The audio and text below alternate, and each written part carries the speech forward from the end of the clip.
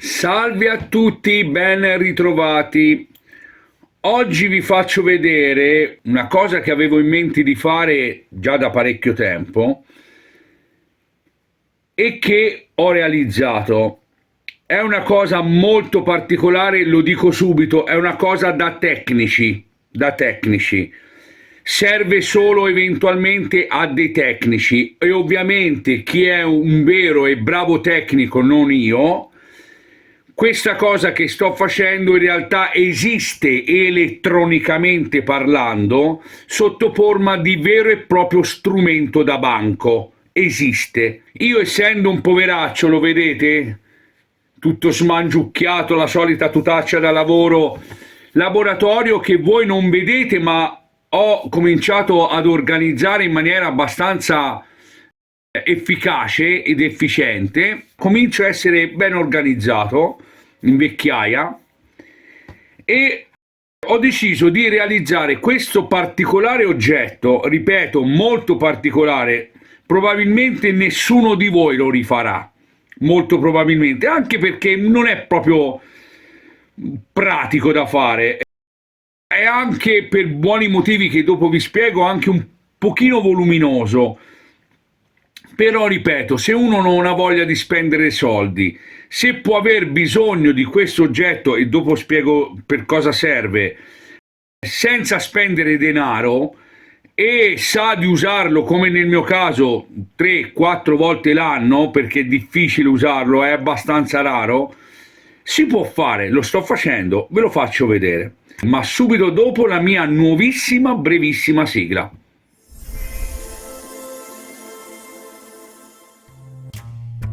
Bentornati sul mio canale.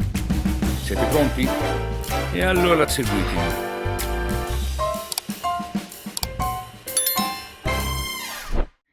Di cosa sto parlando? Sto parlando di un carico fittizio, ovvero sia una resistenza fisica da collegare direttamente, nel mio caso, ad un solo canale stereo di un amplificatore, quindi o il sinistro o il destro, per fare le varie misure con l'oscilloscopio.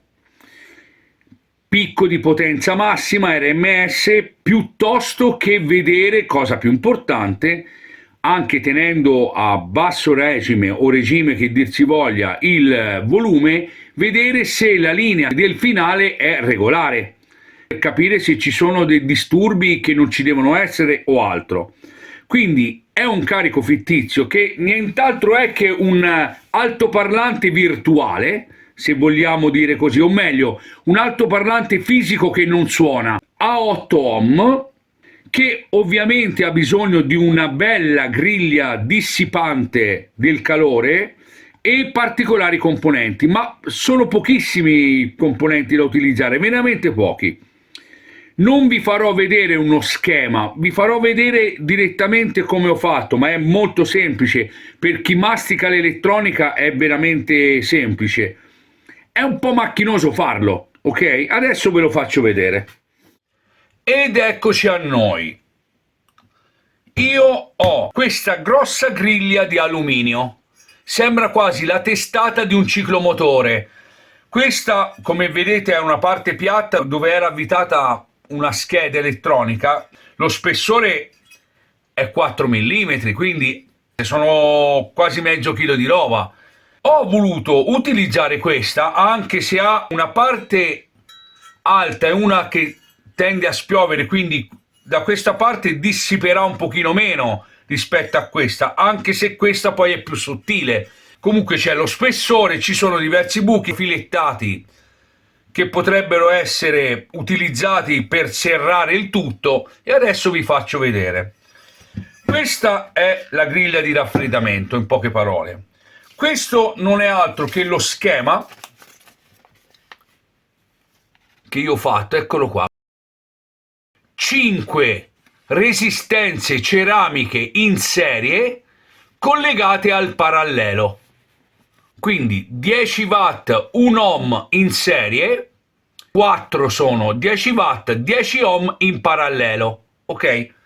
Io le ho già preparate, eccole qua.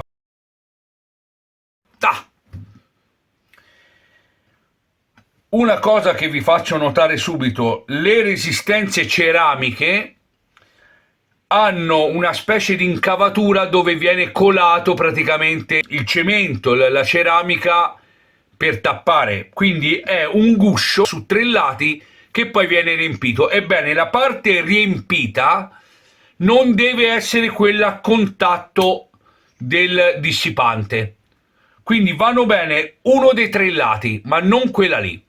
Come vedete, io ho fatto una serie, parto di qua, questo capo andrà a collegarsi col positivo, il rosso in poche parole, dell'amplificatore dell'uscita della cassa, questo, serie, serie, serie, serie. La parte finale, la coda del serpente, entra su una linea del parallelo, vedete che io ho messo con un pallino rosso perché è il più, esce ovviamente il meno. Adesso cambierò questo cavo e metterò questo filo qua, che sono quelli delle vecchie linee telefoniche, sono robustissimi, robustissimi, tengono anche la forma. Io lo uso spesso questo qua, ne ho una matassa, me la tengo veramente di conto, e questo lo andrò a mettere qua, ok? Questo sarà il negativo. Poi uscirò, anzi l'ho anche invertito, uscirò per collegarlo all'amplificatore. Questo è il carico fittizio da 8 ohm, quanto basta per misurare ai propri capi se il finale eroga una tensione continua, regolare, un segnale pulito. Sotto queste io metto della pasta dissipatrice siliconica non conduttiva. Siliconica non conduttiva. Ne metterò proprio un filo così da adagiare e rendere uniforme la dissipazione. Come vedete, io sono stato parecchio attento sulle distanze. Ho mantenuto circa 1,5 cm quasi e mezzo tra una e l'altra, anche tra le due file. Come le fermo? E qua mi sono andato a complicare la vita, non volendo spendere soldi per un pad dissipante isolante. Vivendo nel posto del marmo, del granito, mi sono costruito una piastrella.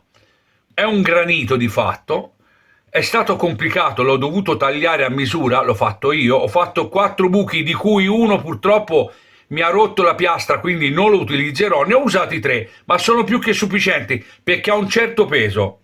Questo poi sarà la base. Qua non serve mettere dissipatrice ovviamente, vado a mettere questo sopra con delle piccole barrette filettate molto sottili perché la pressione è minima. Eccolo qua, le sto preparando, le vedete? Io vado a inserire la barra filettata nel buco, là, poi non so se si vedrà, vedete il dadino esce per qualche millimetro. Io come risolverò questo problema? Mettendoci sopra una piccola tavolettina di legno dove farò un leggero incavo proprio in prossimità del dadino, così che mi vada a fare un piano uniforme. Il dadino sarà ben serrato perché userò probabilmente anche un po' di colla e il risultato sarebbe questo.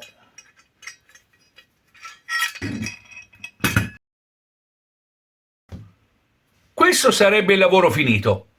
Se poi uno volesse, nel mio caso potrei farlo ma non mi serve per adesso, potrei mettere sopra una ventola da computer con o la spinta verso il basso, forzando un'aria fresca verso la griglia che poi me la fa uscire lateralmente, oppure tirando fuori l'aria. Questo sarebbe il risultato finale del lavoro.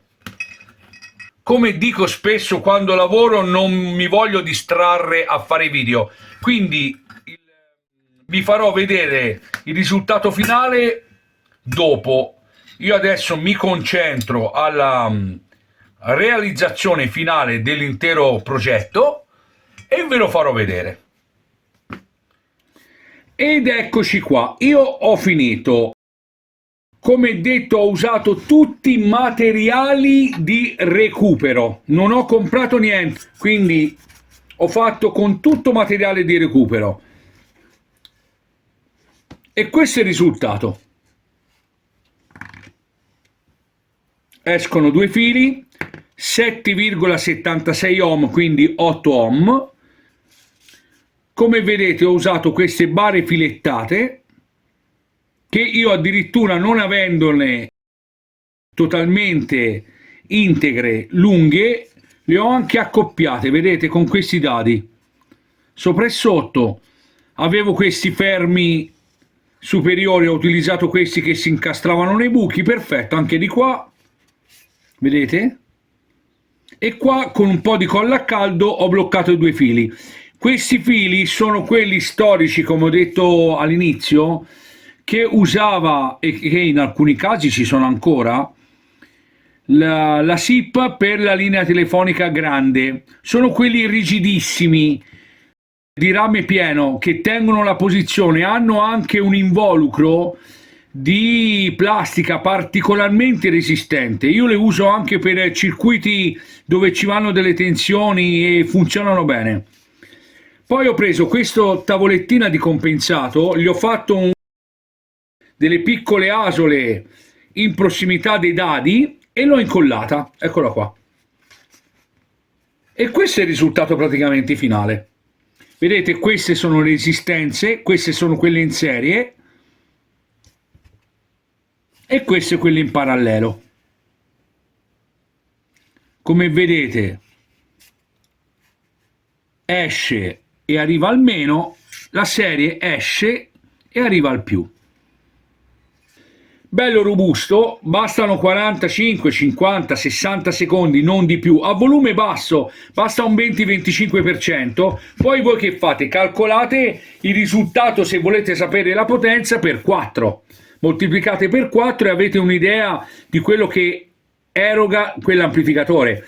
Ma soprattutto potete testare se ci sono discrepanze sulla regolarità del segnale. È un carico fittizio, è una resistenza che io ho creato solo ed esclusivamente per gli amplificatori. Credo che sia sufficientemente dissipante. Se uno volesse ci può mettere anche una ventola. Io ho trovato questa griglia bella robusta e quindi l'ho utilizzata in questo modo, con i due capi, eccoli qua, così posso testare qualsiasi tipo di amplificatore. Questo, se avete bisogno di rivederlo, è lo schema. Vedete? Praticamente questa è la testa della serie, vedete? C'è la pista, la coda della serie entra su un canale, chiamiamolo positivo, del parallelo, e il negativo del parallelo va praticamente al filo nero. Tutto qua. 10 watt ognuna, quindi sarebbero 90 watt in teoria, 5 da 1 ohm, 4 in parallelo da 10 ohm, strumenti alla mano, praticamente 8 ohm. Misure brevi, rapide, tanto per vedere se c'è regolarità del segnale. Tutto qua. Non avevo grosse pretese e soprattutto non volevo spendere soldi. Quindi, gente, questo è il risultato. Carico fittizio al fine di poter misurare i finali, prima un canale ovviamente e poi l'altro.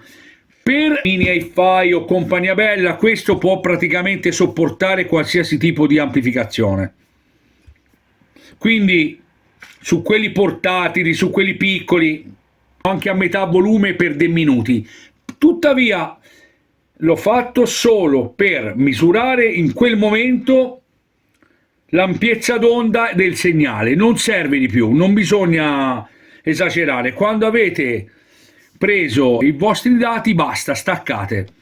Ovviamente questo in assenza di un carico professionale da banco, di quelli regolabili, tarabili e compagnia bella.